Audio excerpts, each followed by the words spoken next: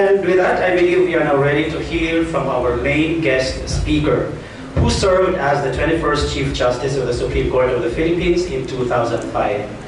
During his tenure in the Supreme Court, he penned about 1,200 full-length decisions, 100 separate opinions, and several thousand minute resolutions disposing of various controversies. While a member of the Supreme Court, he also authored 11 books. At his retirement ceremony on December 6, 2006, he was unanimously honored by his colleagues as the 21st century's Renaissance jurist, because his watch ushered a judicial renaissance, during which the court set new and loftier standards for adjudication and reform. He is an independent director of various corporations such as Meralco, Metro Pacific Investments Corporation, GMA, First Pacific Holdings Incorporated, PLDD, and more. So, from courtroom to boardroom, he now talks about boardroom realities, an independent director's perspective. So, ladies and gentlemen, let's give a big hand for the Honorable Retired Chief Justice ARTEMIO V. PANGANIBAN.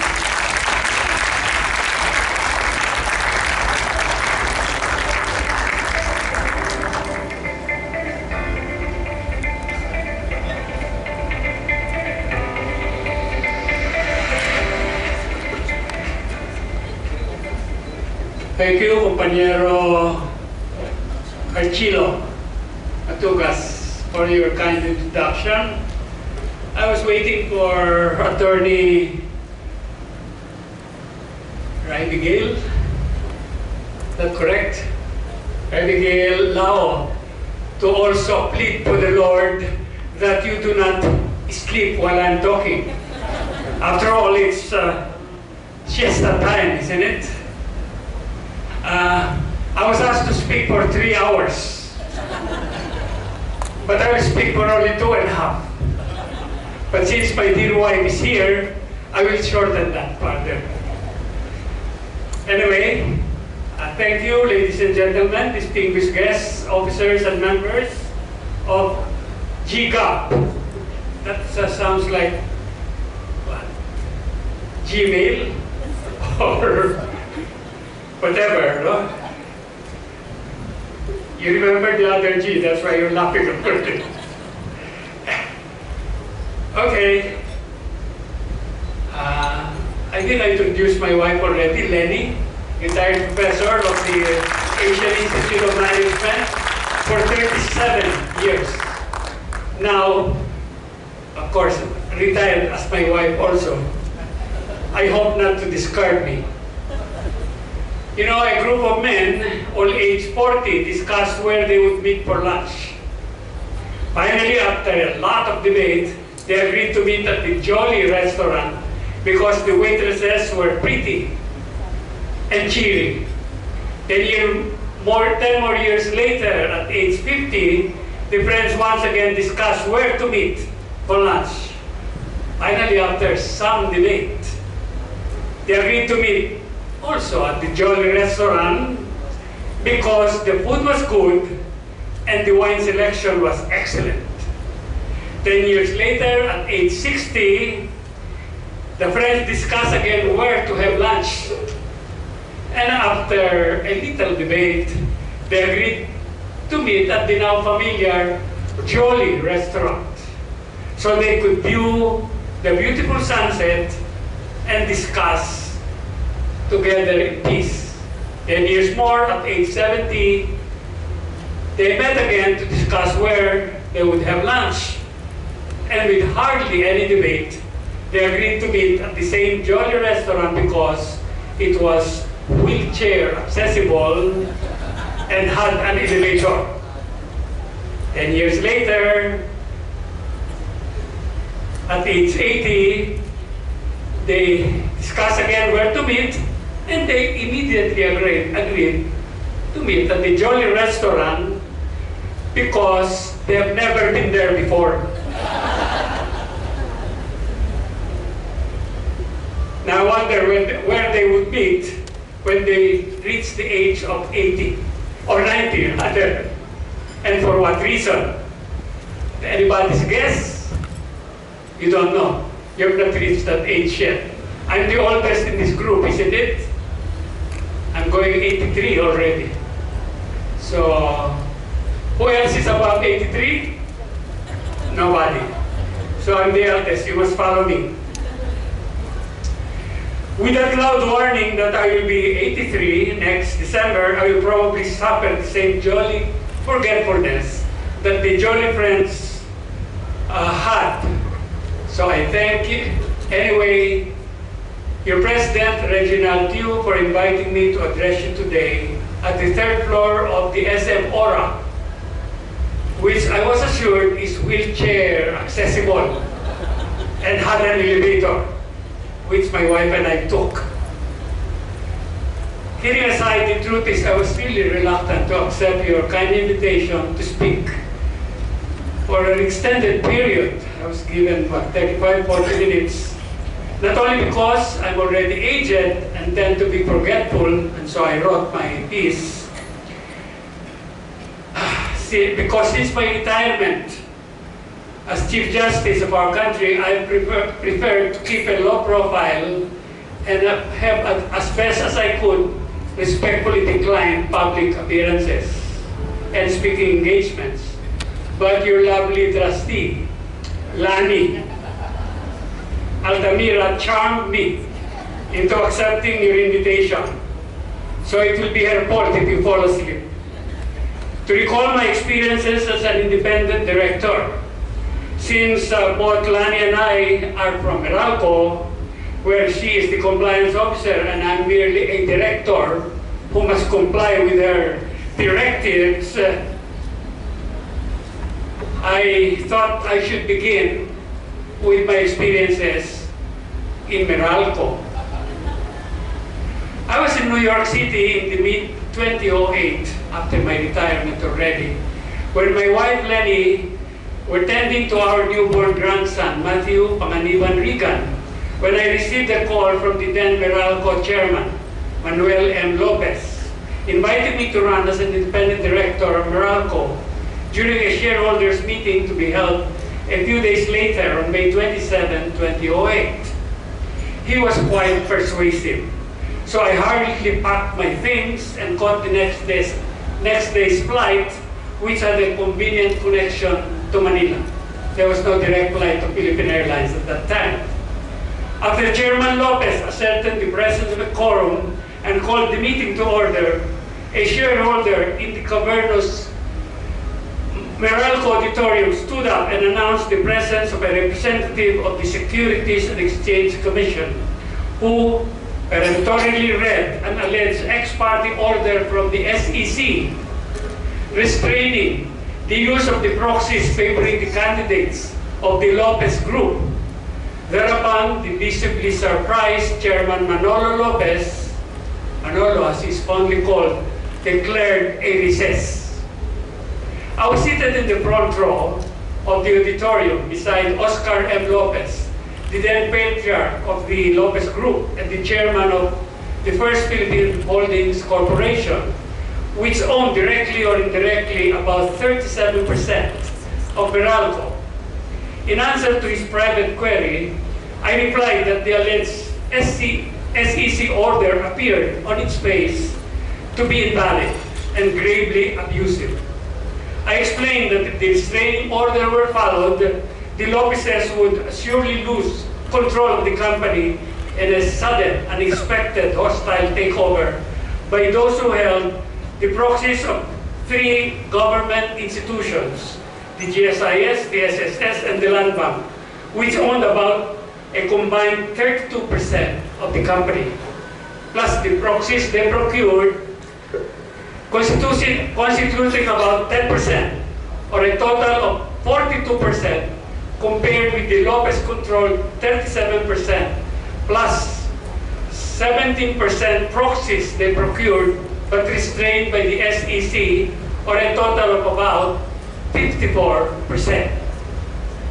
On his further private query of whether Chairman Manolo could simply adjourn the meeting, cancel the election, and enable the existing directors to hold over, I opined to Mr. Oscar Lopez that since a quorum had been declared and the meeting had been called to order, the government representatives could simply ignore the adjournment, continue the meeting, and hold the election, thereby electing all their nominees and defeating by default the entire Lopez slate. Obeying the order, which I thought was void ab initio, would constitute irreparable harm to the Lopezes and to Meralco, because directors representing only a minority of about 40% of the total equity would control and later manage the company. Heeding my advice, which was supported by the Lopez lawyers, Chairman Manolo resumed the meeting, ignored the SEC order, and proceeded with the election. After a manual count of all the ballots cast by all those present in person and by proxies, which lasted until midnight of that day, the longest corporate election in memory, the election committee proclaimed 5 winners from the Lopez slate and 4 from the GSIS-SSS Land Bank coalition, plus 2 independent directors, Vicente Palillo and yours truly, who both ran unopposed, thereby completing the 11-member board of directors. Incidentally, the restraining order was much later on declared void by the judiciary. But that was not the end of the Meralco conundrum. The monthly meetings of the Meralco Board of Directors that ensued were contentious, sometimes even raucous. The leader of the minority directors of the 3 government financial institutions repeatedly stood up, not just seated down, and harangued the chairman, accusing the Lopezes of having taken advantage of the corporation without, however, presenting proof. At the first board meeting, he loudly questioned the presence of senior Meralco executives attending the meeting to answer the queries of the directors, accusing them of being merely Lopez lackeys. Having been shooed away by him, the executives, including a respected retired Supreme Court Justice, who was then Meralco's General Counsel, left the meeting in a rush. The retired jurist felt insulted and promptly resigned his post. As a unanimously elected independent director, I had to assume the delicate work of being a referee, siding with neither group during the meetings. The minority leader came to trust me and invited me to attend his group's private caucuses before the meetings. In this way, I was able to quiet him down, and he became more reasonable and less virulent in his conduct and language. He fondly recalled that his father, who was a sitting congressman, told him we were good friends for many decades. Many years ago, as a member of the Judicial Council, Judicial and Bar Council, which you know about as lawyers, representing Congress, he earnestly campaigned and voted for my nomination as an Associate Justice of the Supreme Court. His sister was a sitting provincial governor. To my utter surprise, she sponsored a resolution in the provincial board naming me an adopted son of their province, though I had already retired as Chief Justice. I had to fly to the province to receive the honor amid the clap of a large assembly she gathered. Ladies and gentlemen, my journey in Meralco began in a rather unusual manner. Later on, Chairman Manolo Lopez and the Board of Directors asked me to perform yet another unusual role. I will explain. When I was still Chief Justice, the Supreme Court promulgated a unanimous decision in Hernandez versus Napocor, ordering the National Power Corporation, now defunct, to cut and relocate the high voltage wires strung up atop the Tamarind Road at the outer edge of Forbes Park and the Dasmariñas Village in Makati. Some of you may be familiar with that street and the high tension wires atop Tamarind Road. Though there was no conclusive evidence showing the cause and effect relations between the alleged electromagnetic radiation emitted by these high voltage wires and the cancer suffered by some residents of that street, the Supreme Court, played it safe and issued the decision. Lest it be accused of negligence or improvidence, in case it later turns out that the electromagnetic radiation indeed caused or aggravated the incurable disease contracted by the residents of Dasmariñas Village and Forbes Park. However, if these high voltage wires were cut or decommissioned, a third of Metro Manila, including those post villages, would suffer an indefinitely long blackout. Moreover, there was no other place where these wires could be relocated without affecting the Metro Manila residents living therein or nearby, with the allegedly harmful radiation of the high tension wires, and burying them underground, aside from being prohibitively expensive, would not shield them from the radiation. Clearly also, Meralco's gross revenue would suffer a cut of at least 1/3, leading to tremendous financial losses to both the company and its shareholders.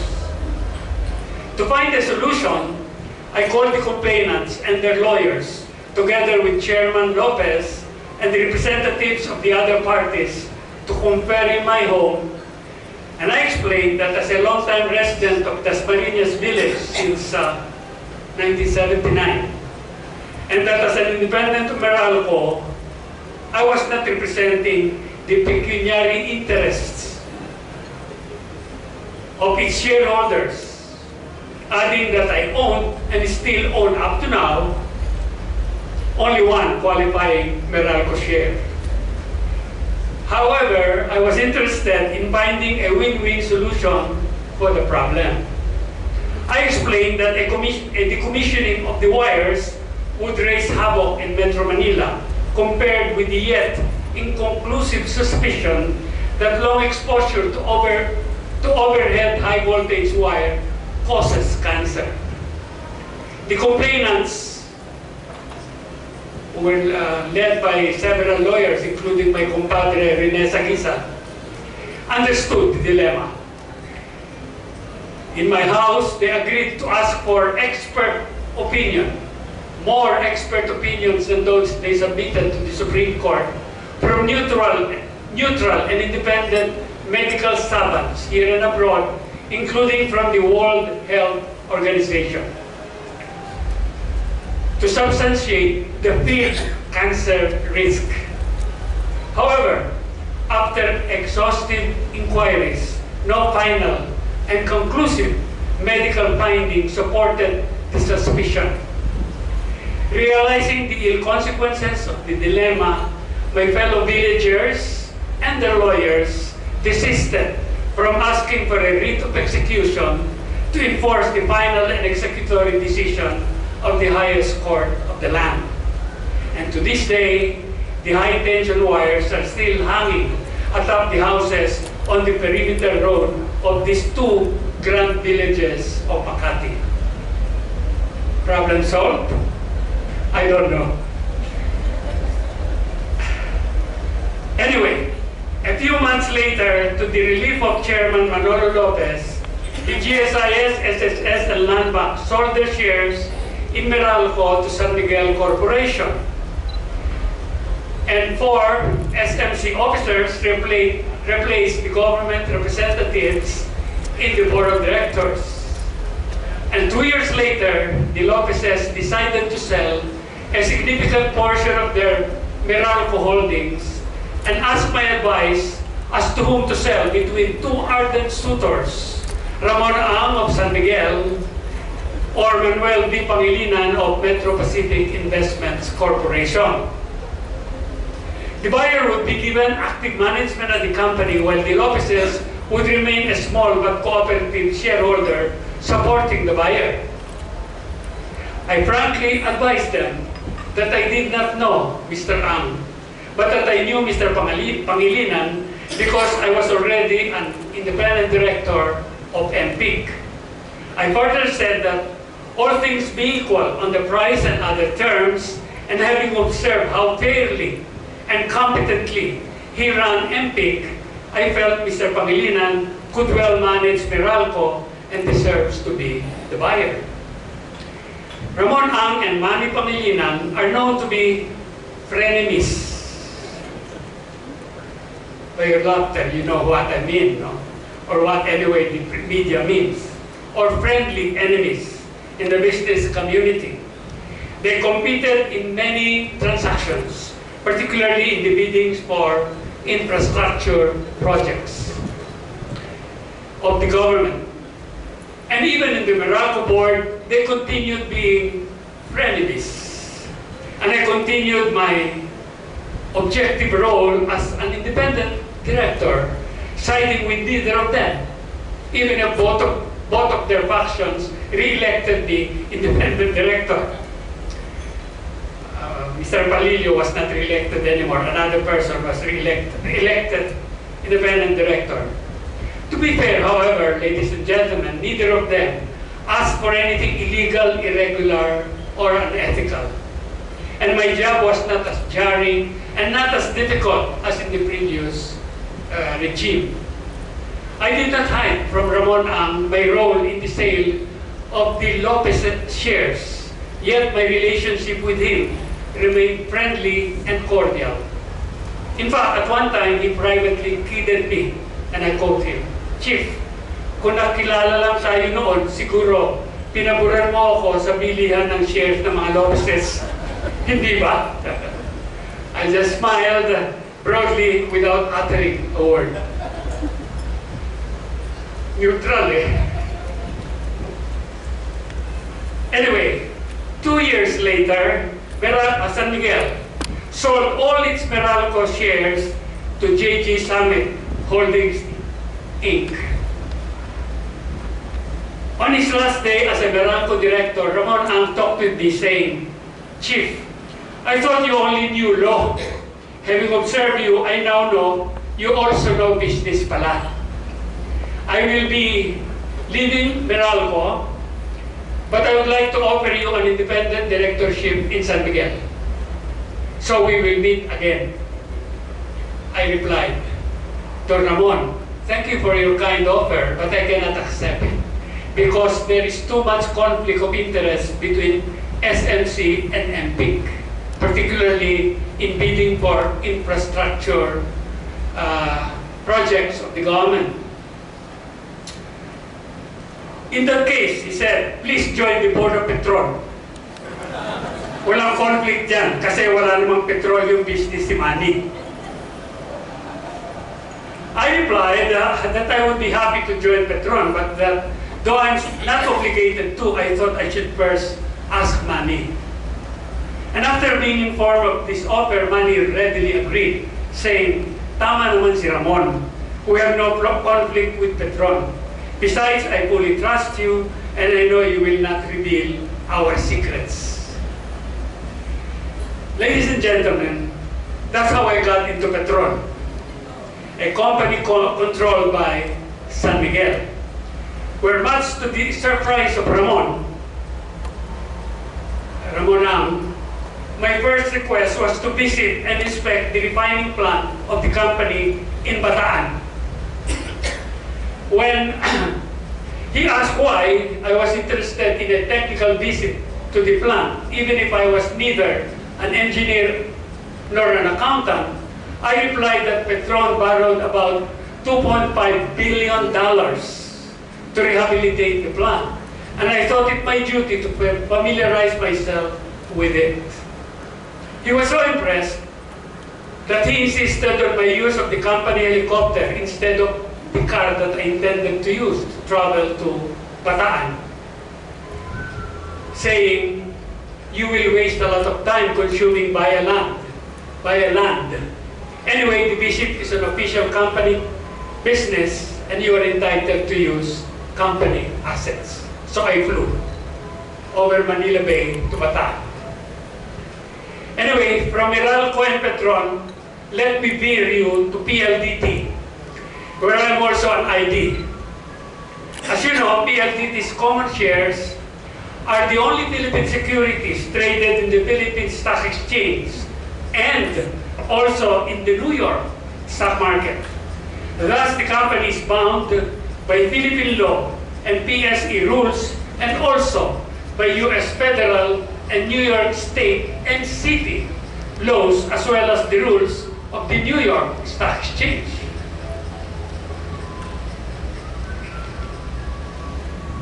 Being old, I had to read what I have written.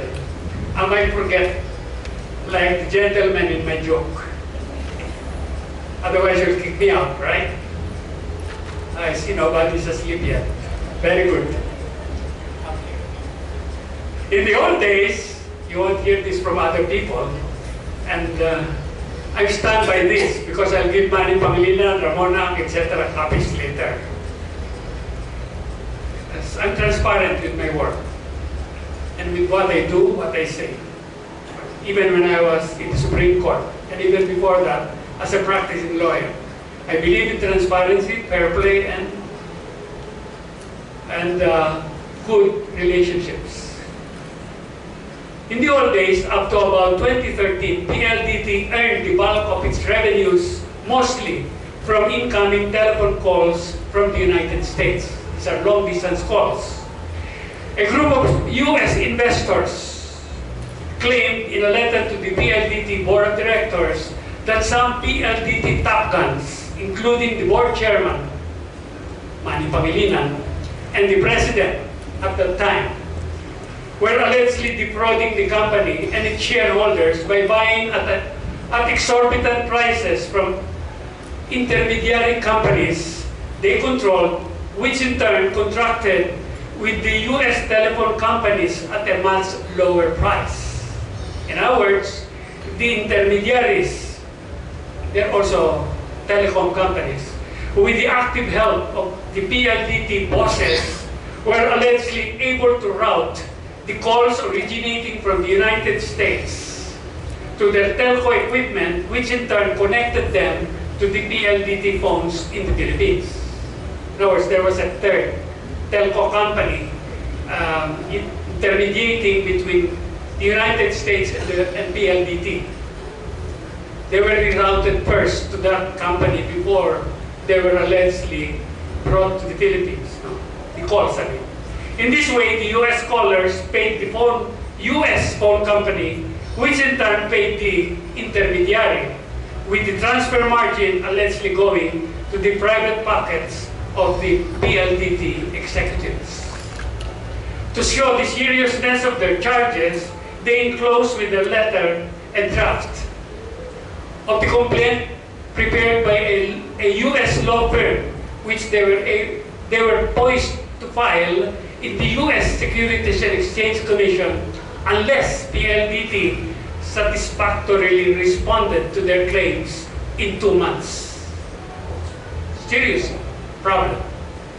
The PLDT board indeed took the matter seriously, as it questioned the integrity of its top officials to the prejudice of the company, its shareholders, and its customers.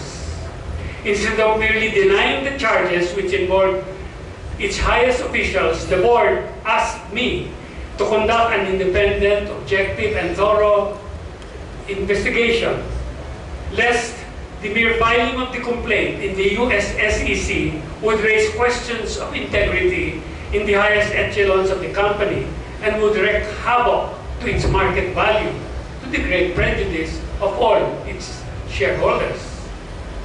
I advised the board that while I may know a little of Philippine law and the rules of the PSE, I had no knowledge at all of US laws and exchange regulations.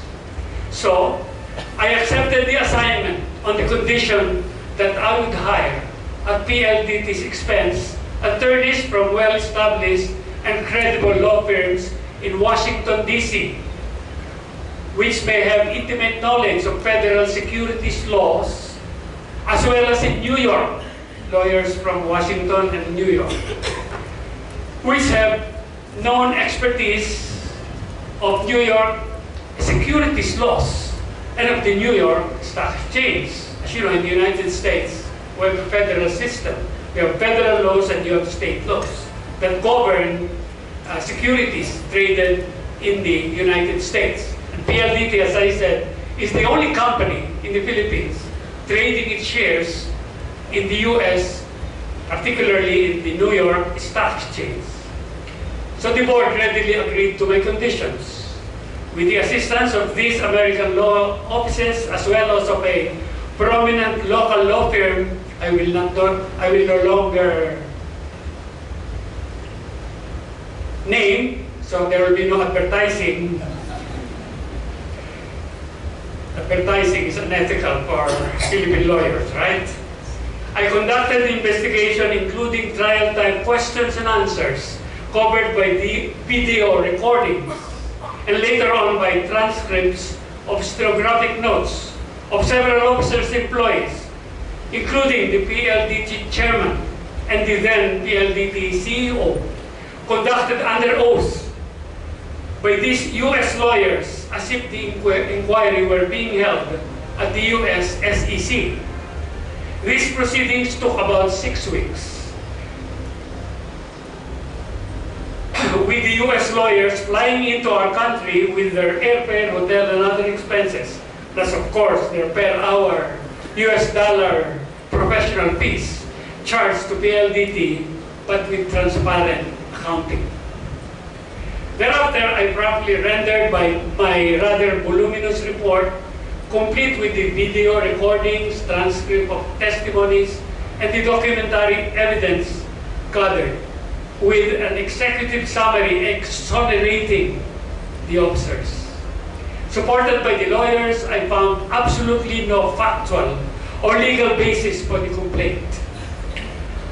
I was asked by the PLDT Audit Com and also by the board whether I would be willing to testify in case the investors filed their complaint in the US SEC in Washington, D.C.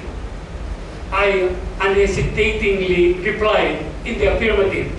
I said I was staking my career and my reputation as a retired Chief Justice on the accuracy, objectivity, and truth of my report. A copy, in fact, I suggested that in the interest of transparency, a copy should be sent to the complainants in the United States.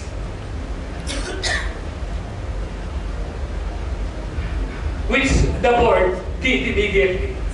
Thereafter, PLDT heard nothing more from the investors or their lawyers, not then, not now, after about 10 years. In other words, they were satisfied that there was no ground for their complaint.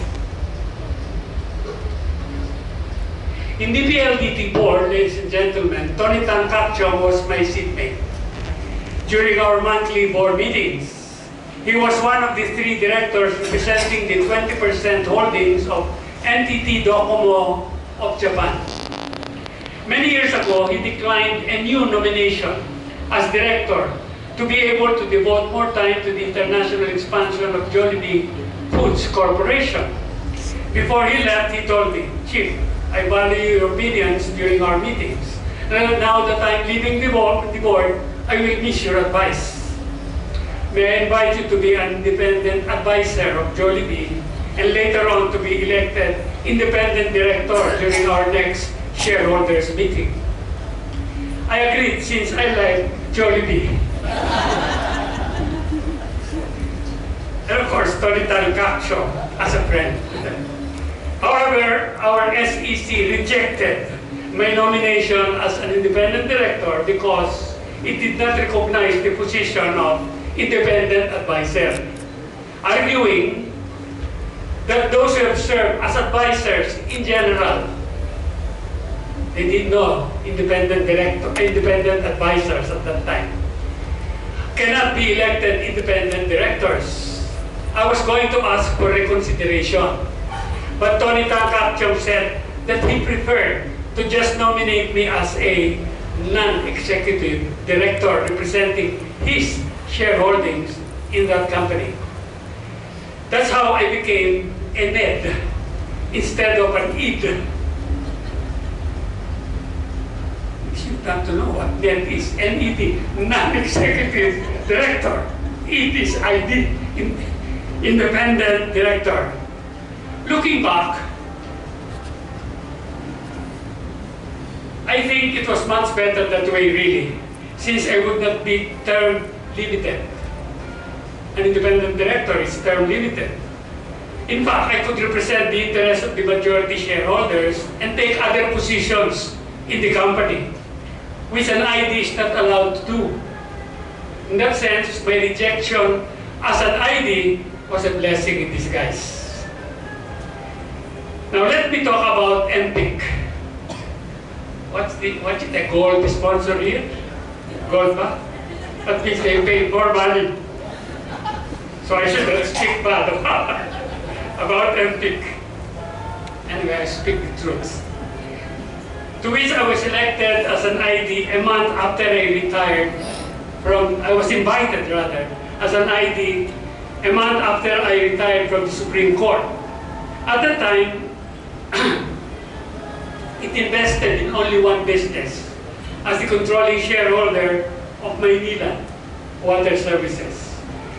Since then, I witnessed the speedy growth of MPIC in acquiring control of Meralco, several toll roads, including some in Indonesia, Vietnam, and Thailand, 14 hospitals, including Makati Med and Asian Hospital, LRT1, a number of logistics enterprises, and so on and so forth. The chairman of MPIC, Manny Pangilinan, was introduced to me by and brought to my house by Mrs. Marixie Prieto, chairman of the Philippine Daily Inquirer, who was my client long before I became a justice of the Supreme Court, to consult me about a delicate legal problem. Though that was the first time we met, I took an immediate liking for his humility, ability, and entrepreneurial talent, and accepted his offer for me to be elected into the MPIC board as an ID. A few years ago, Metrobank founder and chairman emeritus George SKT, now deceased, asked me as a senior advisor of Metrobank what I thought of the offer of Manny Pangilinan for the Metrobank Group, or the GGAPP, to buy about 15% of MPIC. He said, you know, I have not invested in any major enterprise as a minority stockholder. However, I've heard a lot about the managerial expertise, fairness, and transparent style of Manny. Do you think my group and his could have a successful partnership? I replied in the affirmative, assuring him that I have served Manny for many years, as well as its company, MPIC, and I had no doubt he would be a fair and amiable majority partner.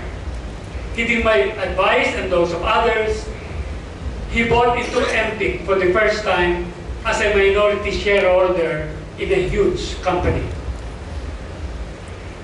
Let me now reminisce on something that may happen to any ID. During the last shareholders meeting of the Asian Hospital, a physician shareholder, Dr. Josephine Tuason, remarked from the floor during the question hour that the hospital was formed by doctors who contributed their hard-earned professional fees. However, the corporation consistently lost money over the years in spite of the intervention of a Filipino management group and later on by a conglomerate from Thailand. It's called Bumrungrila. She conceded, Dr. Tuason conceded, that after MPIC bought out the Thai holdings and took over control and management, the company recovered.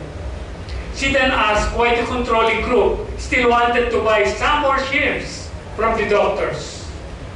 The presiding officer, Augusto Palisok, replied, after MPIC came in about 7 years ago, this was last April, the stockholders meeting.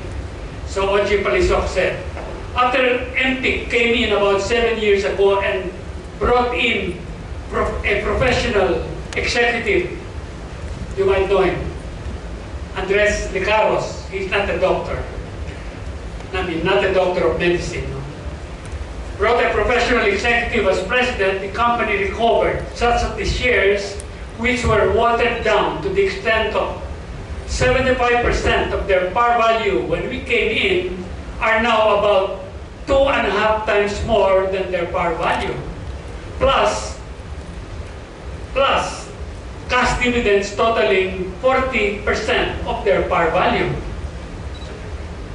To this, Dr. Tuason asked further from the floor, if that is the case, why is MPIC still offering to buy our little shares, which we want to retain because we're afraid that unless we sell, our leases for our small clinics may not be renewed when they expire.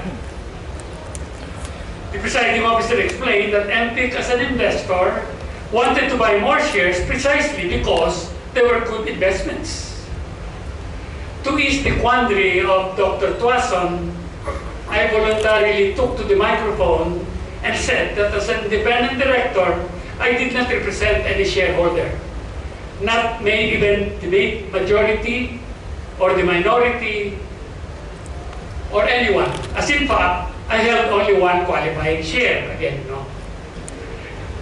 However, I continued that the doctors could sell if they needed the money or had other investment opportunities better than Asian Hospital. Otherwise, they could just keep their money and they should not feel pressured because I personally thought they were good investments and by selling, they should not be prejudiced as professional doctors. The shareholders greeted my remarks with some applause, unlike the timid applause I get here.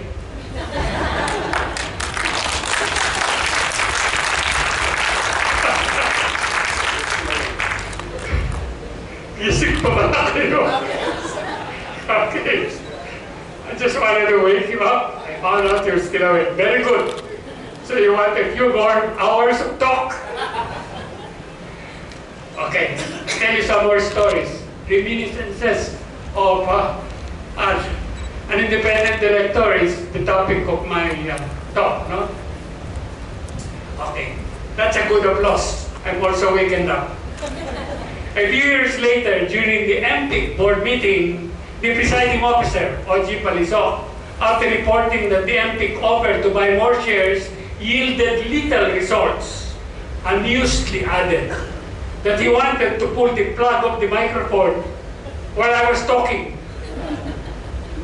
because I practically opposed the MPIC's offer to buy more shares.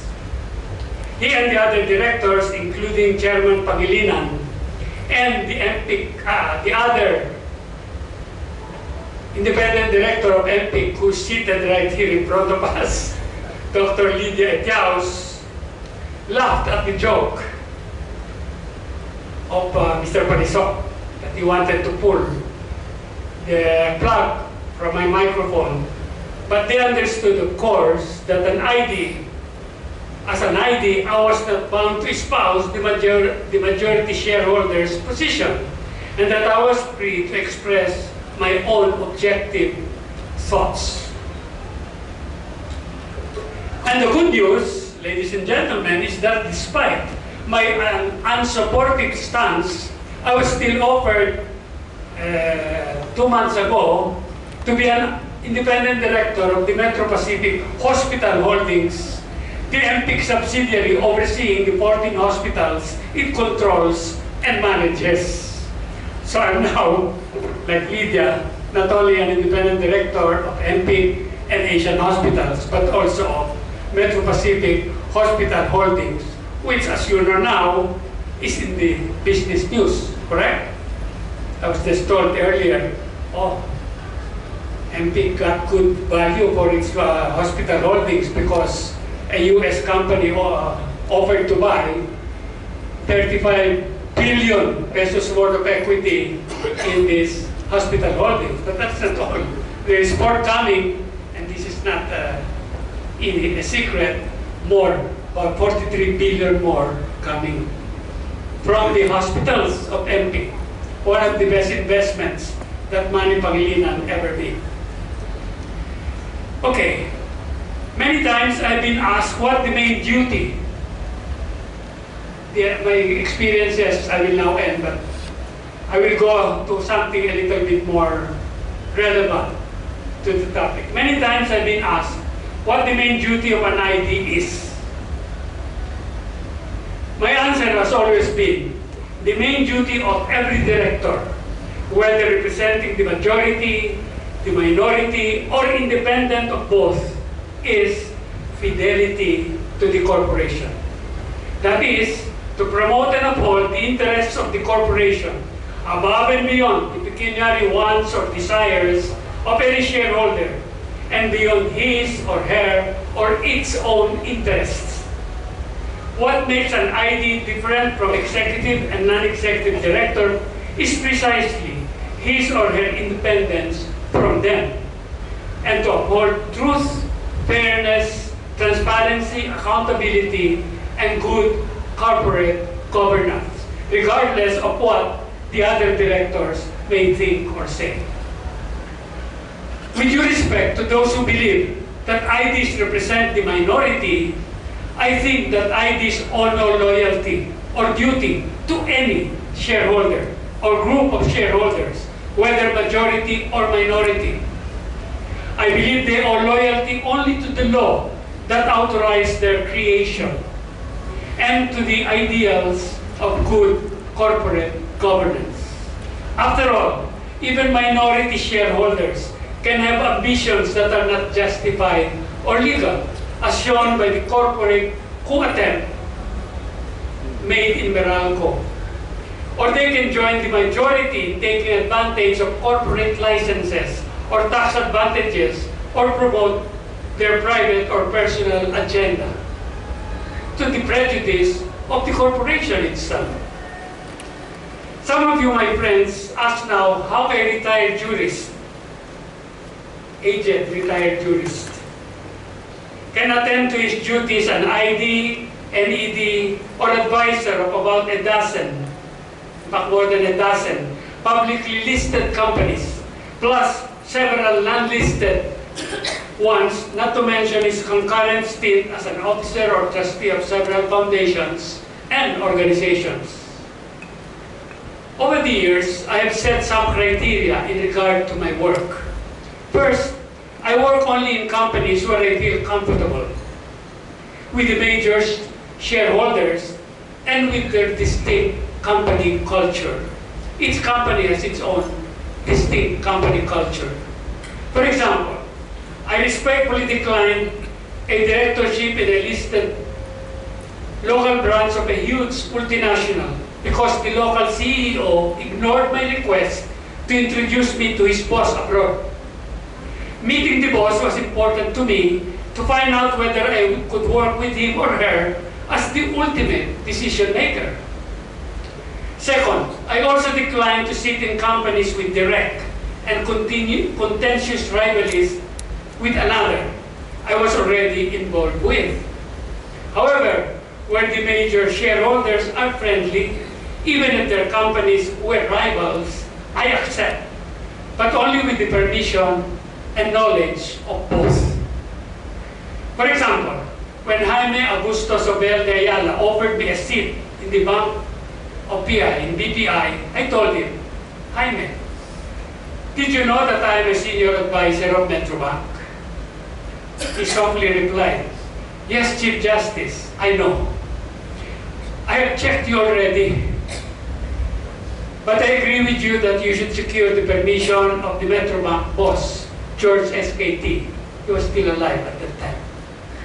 When I advised the Metrobank boss, now this is of the offer, he immediately said, of course you can join BPI. Jaime is my friend, and we both trust you to keep our respective companies' secrets. By the way, I'm no longer an independent director of BPI. I'm now a member of its Independent Advisory Council. We meet independently of the board of directors, unlike in some companies where the advisors meet with the board of directors. On this topic, may I quickly add, in the spirit of transparency, that the chairperson of BDO, Tessie C. Coson, who was my student in commercial law subjects when she was studying commerce at the Assumption College, asked me to be her personal advisor,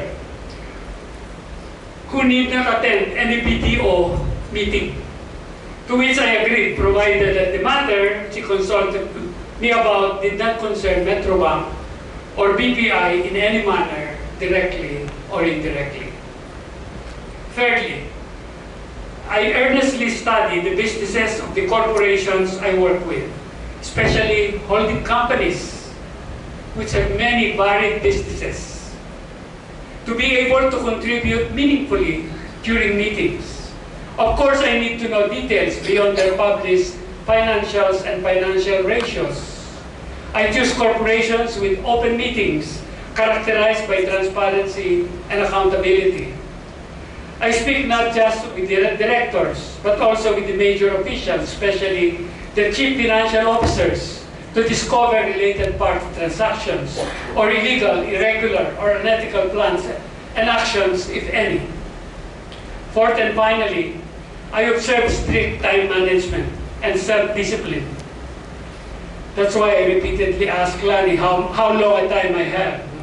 I'm always looking at my watch. I've consumed already almost the end. I have only 5 minutes, Lani. I'll make it 4.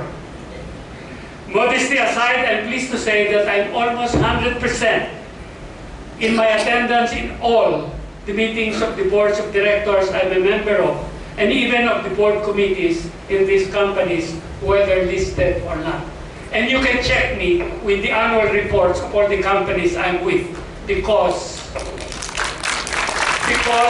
my attendance is checked. That is required by the corporate governance manual, whether listed or not. No? How? Before accepting any post, I find out the days and times of the meetings. Some boards meet annually, some bi-monthly, some quarterly. Not to say, for example, the first Mondays or the third Mondays of the month. Some meet in the morning, some meet at noon, some in the afternoon. Fortunately, the companies schedule their meetings a year in advance. And so I'm able to juggle them in my memo book, old analog memo book. I should change that with a digital memo book. Moreover, it's now the 5G coming, no? Moreover, since I live in Makati, I can easily commute within the central business districts of Makati, Taguig, and Pasig, where these companies hold their meetings. When there is a conflict, I request for a change of schedule, to which the other directors invariably agree. If the conflict in schedules is irreconcilable, I decline the post rather than be absent in the meetings. When I was in the Supreme Court, if I may digress a little bit, I participated actively in the deliberation and evaluation of the cases. I labored in the office daily and brought home work so I could read, analyze, and devote attention to the pleadings of the parties and the written positions of my fellow justices in the quiet of my private library during the evenings and weekends. Modesty aside, as has been mentioned earlier, I produced the most number of decisions during my over 11 years in the court and chaired more committees than any of my colleagues. And this is a matter of record, such that I had no backlog at all when I retired. Moreover, I took time to write one book a year, consisting of about 400 pages, reporting on the outputs of the court, especially as they related to me. Modesty aside again, no other justice in the court's 118-year history has written one book a year in addition to producing the most number of decisions. This is again recorded, and that's why my colleagues named me so and so when I retired. I briefly mentioned this, ladies and gentlemen, my work habits, during my judicial stint as a background for you, my dear audience, to understand that I am a glutton for work. That's since my student days. Believe it or not, I'm happy when I am overworked. In the evenings, as I go to sleep, and in the mornings, as I wake up early at 4 o'clock, I read and look at my iPad, and sometimes my huge screen at home, thrilled at the possibilities of 5G technology in PLDT, of the Real Estate Investment Trust, or REIT, in Robinson's Land Corporation, when I also sit as an ID, of Jollibee's dream to be one of the top 5 quick service restaurants in the world. It's now one of the top 10. It wants to be one of the top 5 in the next 5 years. Of the multifarious investments of MPIC, of the green advocacy of First Philippine Holdings, of the showbiz entertainment programs of GMA7 Network, of the charitable and educational projects of the Manila Cathedral Foundation, and of the Foundation for Liberty and Prosperity, and of the many faceted activities of the other corporations and foundations I am affiliated with. In other words, my work becomes my leisure too, so I don't really work. Now as I conclude, ladies and gentlemen, I am reminded that my retirement from my independent judicial work merely meant a change of tires to embark on a new independent journey in the business world. I'm likewise reminded that I have spent more years as a corporate director from January 2007 up to now, or a period of well over 12 years. 1 year longer than my isolated but equally enjoyable time as a member of the Supreme Court from October 1995 to December 2006, or a period of over 11 years. And I continue working as hard and as happy in the corporate and philanthropic world as long as I can, within the time and space the good Lord would allow me before calling me to an even more glorious world in the great beyond. Thank you, ladies and gentlemen.